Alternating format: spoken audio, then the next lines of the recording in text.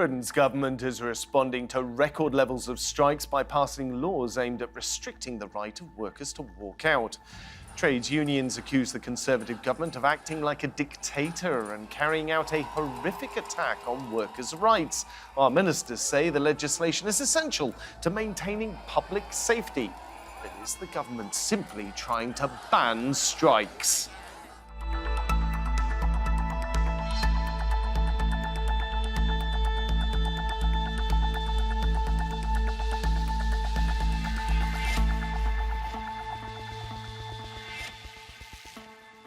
Welcome to the programme. I'm Philip Hampshire. 100,000 workers in Britain are expected to join a National Day of Action on February the 1st. They're demanding a real-term wage increase and better working conditions in a period of high inflation. It's the latest walkout in what has been months of industrial action by train drivers, nurses and doctors, just to name a few. Britain's Prime Minister Rishi Sunak has refused to meet the pay demands, but is pushing through a controversial bill that guarantees minimum service levels on strike days. Is this just a roundabout way to take away people's right to withdraw their labour? Joining us to discuss this today, we've got in Sussex Dr. Pollyanna Ruiz, who's the author of Articulating Dissent, Protest and the Public Sphere, and she's a professor in media and culture studies at the University of Sussex. Meanwhile, in Bristol, we have Tonia Novitz, who is a professor of labour law at the University of Bristol Law School. And here in the studio with me, we've got Tim Skeet, who's a Conservative Party member and a city banker. Tim, you're here in the studio with me. So first question to you. Why would you want to stop people from being able to strike? Surely there's a normal contractual relationship between an employee and an employer, and we all recognise that it's not quite this simple, but it's supposed to be the meeting of minds. And I think, look, let's be clear. Let's not get the debate down to simplified arguments about what is or isn't allowed. People are allowed to strike. They should be allowed to strike, and that's important. What they've talked about only so far is a bill which then goes to 6 strategic sectors and ensures a minimum level of service. Not quite the same thing as the question you've just asked me, nor some of the newspaper headlines we're getting at the moment. Now, it is imperative people can strike. Let's get that clear. It's an important right, but there are some sectors, nuclear power, the army, which already doesn't have the right to strike. These are sectors that clearly have to function. And if you look at the transport strikes we've got at the moment, there's no service a lot of the time. There's a huge and heavy economic penalty. Tonia, let me cross it to you. I'm assuming that your position on this is different from Tim's. What's your position on the right to strike and the position in the UK? I mean, in many ways, it's the same position. So I would agree that there has to be a right to strike. And more than that, there will also have to be some proportionate restrictions on the right to strike. I think that's recognised internationally and at European level. Really, the difficulty with this legislation, the proposed legislation, is in the detail. So the detail gives considerable discretion to the relevant Secretary of State to set minimum levels of service in a way that could effectively prevent any right to strike in certain sectors. And these are not essential services altogether. Some of them are. I would agree that you do have to think about restricting the right to strike, for example, when you're dealing with decommissioning of nuclear installations. But on the other hand, when you're dealing with education services, or even rail transport, those are not normally recognised as essential services unless there's a particular emergency taking place. Pollyanna, what's your view? I would have much in common with Tonia's view. So absolutely, the right to strike is essential. There's a key question over who gets to define what minimum service is and what disruption is. And this piece of legislation is pushing that definition and giving more power to the government to make decisions over what constitutes disruption, what constitutes minimum services, and taking it away from trade unions. And of course, at the heart of strike action, it's the kind of direct action of trade union movements, is the unhappy need to be disruptive because wider circumstances require an action of that type. What's your opinion then on if the law gets passed and most people sort of sit back and look at the law and say, well, this is reasonable. Yes, there are some groups that shouldn't have the right to strike. I'm happy with Group A, Group B, Group C being on the list. Maybe not so comfortable about Group D. However, governments have a nasty habit, once laws are passed, of mission creep for those laws and just expanding them and expanding them and expanding them. Is that a concern for you here? It's a huge concern, and I think that move of phrasing this or kind of shaping this discourse as being around safety, as around risk, but at the same time talking not just about risk to lives, but risks to livelihood, then you're beginning to talk about organisations such as transport systems or education, for example. And these are things that we would commonly understand as being a risk to life, but they may be a risk to livelihood. And as I said before, strike action, implicit in that is a disruption to the everyday functioning of whatever organisation is striking. Tim, mission creep on laws. It happens all the time. This is a problem. And, I'm also a member of the EXCO of the Conservative European Forum. And I am all too familiar with what mission creep can mean in a political context. And there is a lack of trust between government and the people right now. And I'm the first person to acknowledge it. We've all had disappointment in the way that mission creep has changed the rules by which the country is governed. But what it doesn't take away from is the essential principle that I think the three of us do agree on, is that the right to strike is essential, but there must be some limitations somewhere. And I think part of the debate at the moment is losing sight of that. And I think we do need precisely to better define exactly what those minimum levels are and where they fall. All I can say as a rail commuter, this has been going on for months and months and months. We now have a different union suggesting a different strike, which could shut down the network, including for all of those who've agreed a settlement. But also, it's about resisting change for the future. We're a country, we need to change, we need to be economic, we're in an economic hole. We're all stakeholders here. Let's get around a table and have a responsible debate about that, for goodness sake. Well, let's bring in some of the people who have been debating this in Parliament. Angela Rayner, she's Deputy Leader of the Opposition. That's the Opposition Labour Party here in the United Kingdom. Here's what she had to say. I cannot recall a measure that is at once so irrational and so insulting. Not only is it a vindictive assault on the basic freedoms of British working people, but this legislation is as empty of detail as it is full of holes. That's pretty strong. That's pretty strong language, isn't it? Well, I think it can be explained also in terms of the mission creep that we've discussed already. So what we had was a 2022 bill which was limited to transport strikes. It was very detailed and elaborate in terms of talking about potential minimum service levels. There was a problem that rail transport probably normally isn't an essential service, so it was probably in breach of ILO standards, but it was very different from the current legislation. It was much more detailed.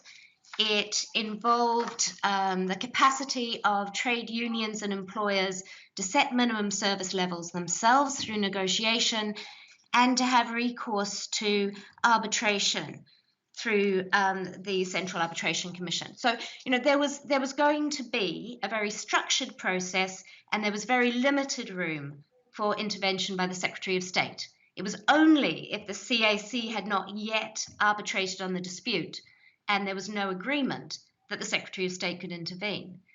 In this situation, we've given incredible discretion to the Secretary of State to consult in whatever way they want, to set whatever minimum service levels they deem appropriate by regulation, and there are quite draconian effects of this.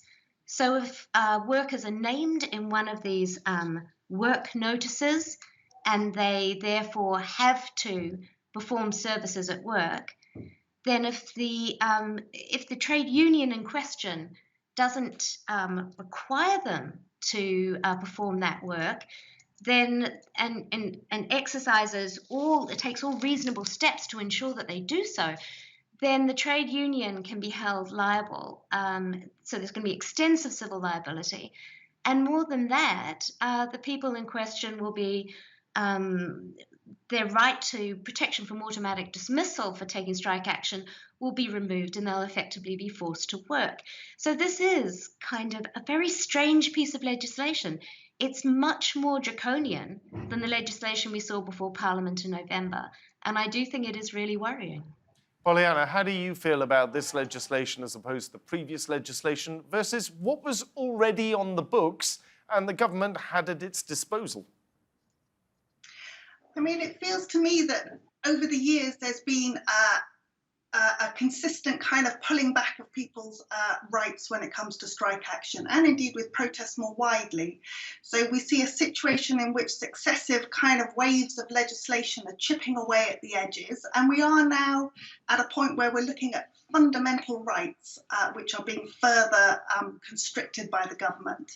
And I think this point about who is getting to make those decisions and how they are made, there are two issues there. One is this issue which decisions around what constitutes minimum service, which should be done in dialogue, are being taken over unilaterally by the government, who can then impose minimum services as they have defined them.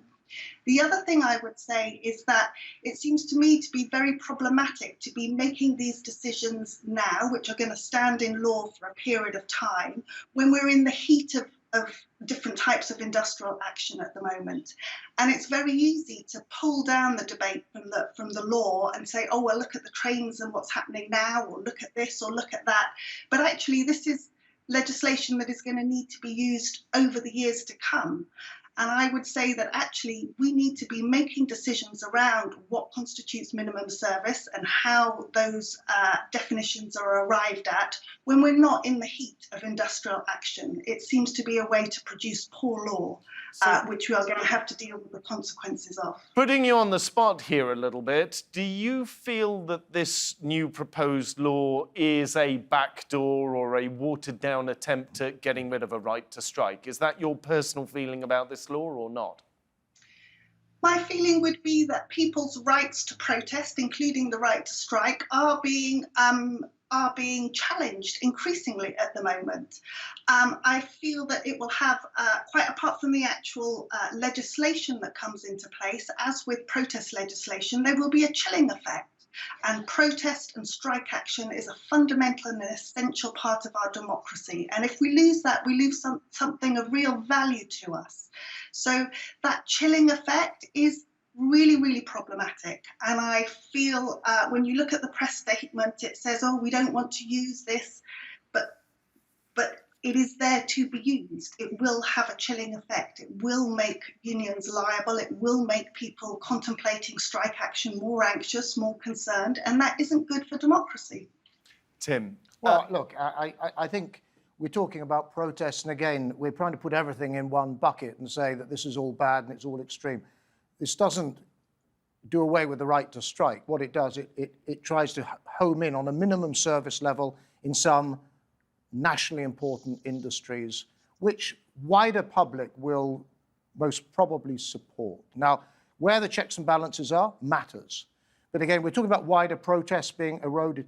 Society is also getting fed up with not being able to function. We've got high inflation, we've got cold weather, energy bills, many things causing us a lot of anxieties right now.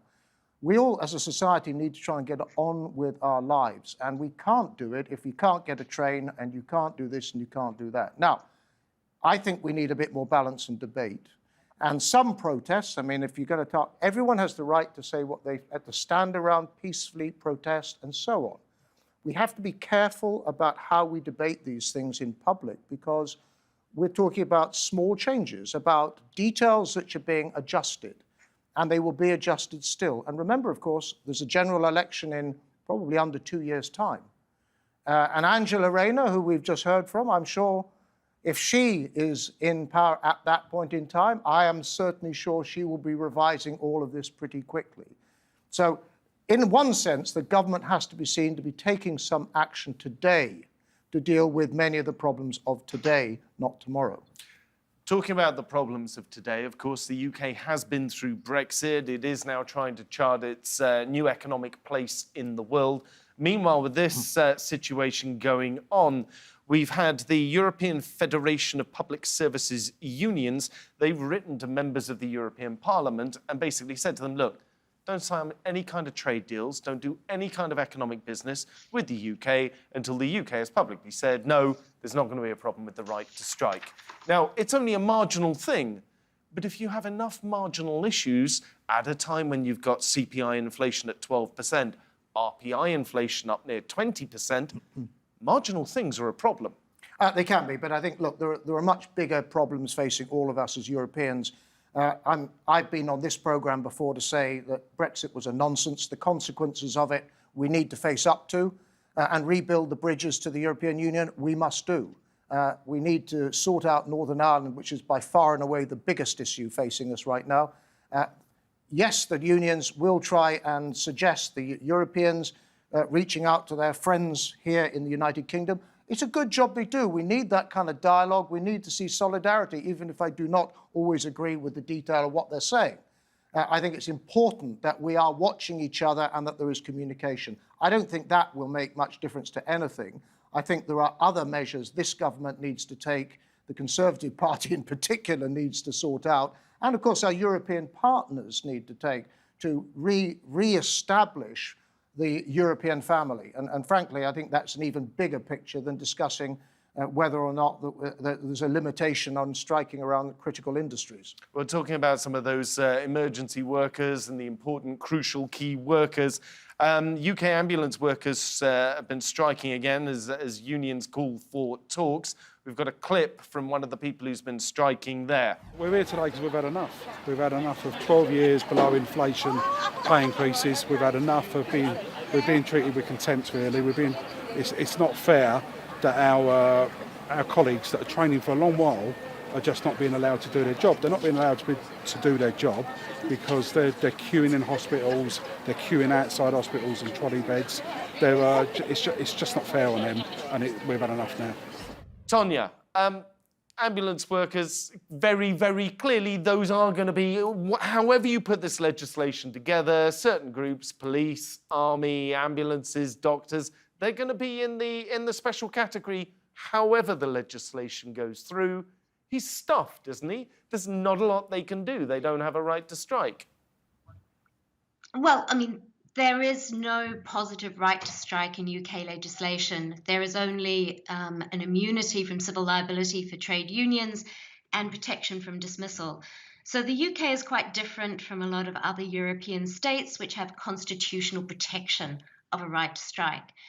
But even so, ambulance drivers have been able to take industrial action in the UK, and they have done that by reaching local minimum service level agreements with their employers. I think the plight of the ambulance drivers, for me, really goes back to the point that was made about society not functioning at the moment. Society is not functioning at the moment because there is an underinvestment in public services like the NHS, which do require higher wages, better terms and conditions to ensure adequate recruitment of staff. They need to be operational so that they don't create work-related stress, which creates additional absences. When we look at the rail transport sector, society is not functioning.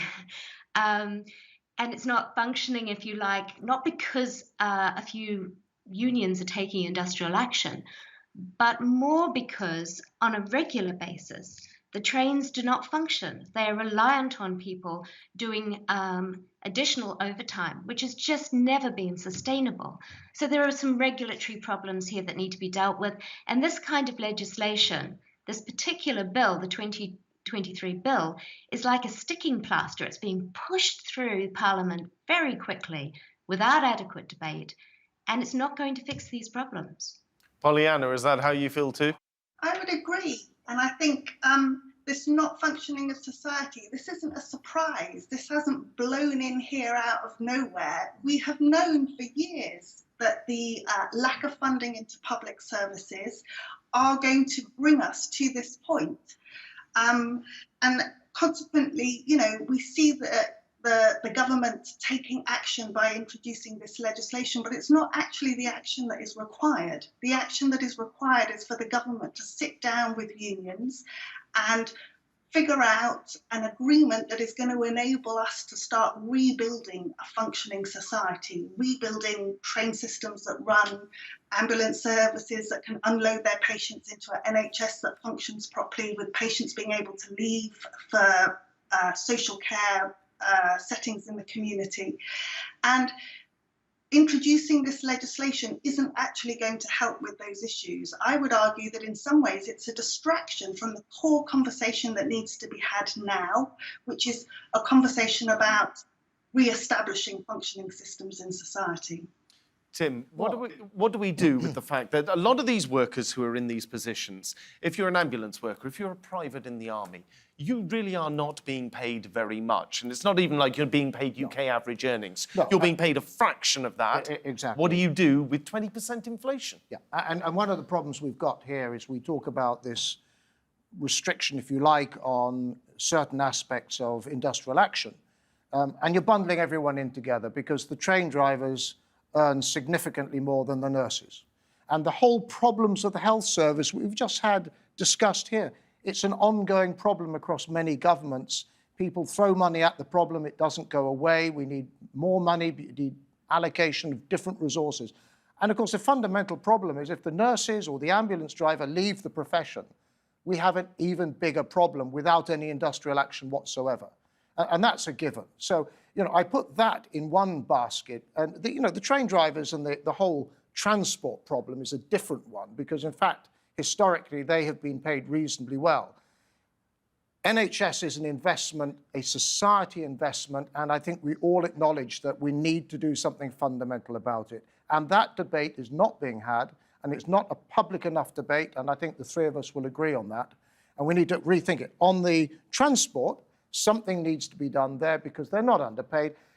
It needs to be changed. It's hugely inefficient. A lot of it doesn't work. And by the way, it's not making money.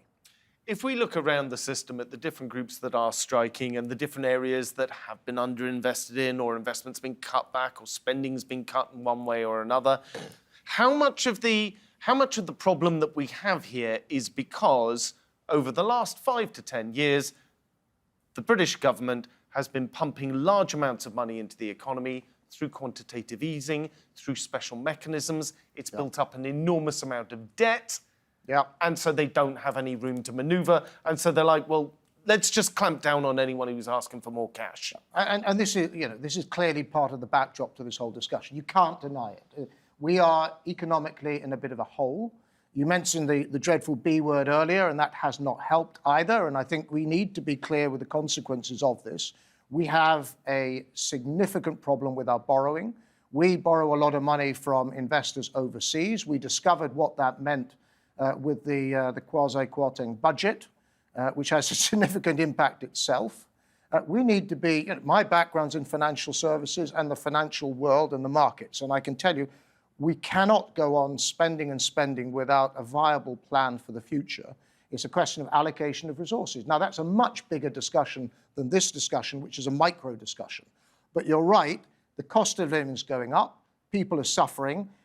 I have enormous sympathy for people in the health service, the nurses, the ambulance drivers. I have significantly less sympathy for those driving the trains at this point in time. We've got to find some better balance. Now, I'm not the minister, I'm not in charge, but I think the three of us would certainly have quite a lot of advice to give to the minister if we had half a chance. Well, Pollyanna, that's the question I'm going to put across to you if I can. Let's say you've got the minister on the phone. The obvious answer is, we'll just pay everyone more. And then the minister looks at you and says, we haven't got any money. We spent it all during the COVID crisis. And anything spare that we've got left over, we've been sending across to Ukraine because they need it desperately as well. There simply are too many calls on the public purse right now. There are, of course, many calls on the public purse. I think one of the things that we need to think about, particularly when people in the public sector take strike action, so the NHS, education, is that those conversations are not just conversations about individuals paying conditions. Those are really important conversations, particularly when we've got a cost of living crisis happening as we have now. But there are also bigger conversations about what we as a society want in terms of our collective health and education strategies. So they're conversations which are about wider society, the type of world in which we want to live in. And so my advice to the Minister would be, yes, of course, the economics of this is important, but ultimately, are we driven just by economics, or are we also driven by the desire to create a society that cares for people, that looks after people, that has a long-term strategy going forward? And I think that this piece of legislation distracts us from those really, really key and important conversations that should be being had between unions and government now. But I'm afraid that's all we have time for in the show today. It absolutely rocketed by, but remember, if you want to see more discussion and more debate on this subject and many others, turn over to our YouTube channel, search for Roundtable TRT World. But for now, from me here and all of the team, thank you for watching and goodbye.